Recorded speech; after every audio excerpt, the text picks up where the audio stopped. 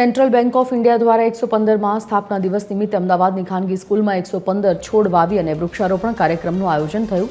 આ કાર્યક્રમમાં સ્કૂલ સહિત સેન્ટ્રલ બેંક ઓફ ઇન્ડિયાના સ્ટાફ અને કેબિનેટ મંત્રી હર્ષ મોઢવાડિયા સામેલ થયા હતા।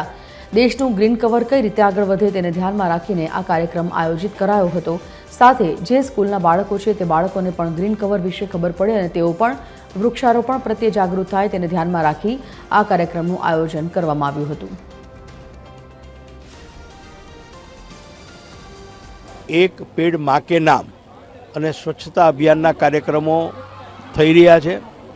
એમાં આજે આ કાર્યક્રમ અહીંયા આ સ્કૂલમાં કરી અને 115 વૃક્ષો વાવી અને વિદ્યાર્થીઓને વૃક્ષો પ્રત્યે જાગૃત કરવા અને એને પ્રેરણા આપવી એ સંદર્ભમાં આજે આ કાર્યક્રમ કરવામાં આવ્યો છે। સેન્ટ્રલ બેંક ગુજરાતમાં આવા કુલ 12 કાર્યક્રમો કરવાની છે અને સમગ્ર દેશમાં આવા 180 કાર્યક્રમો થવાના છે, જેનાથી લોક જાગૃતિ આવે અને લોકો આપણા દેશમાં વૃક્ષારોપણ વધે અને સ્વચ્છતા વધે એના માટે પ્રેરિત થાય।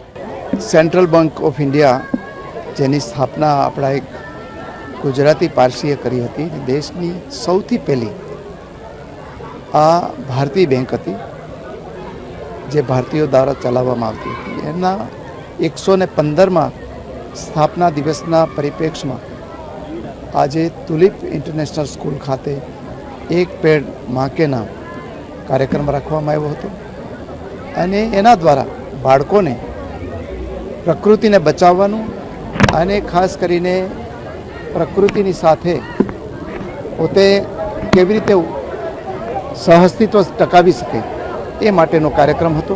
ખૂબ જ સારો કાર્યક્રમ હતો।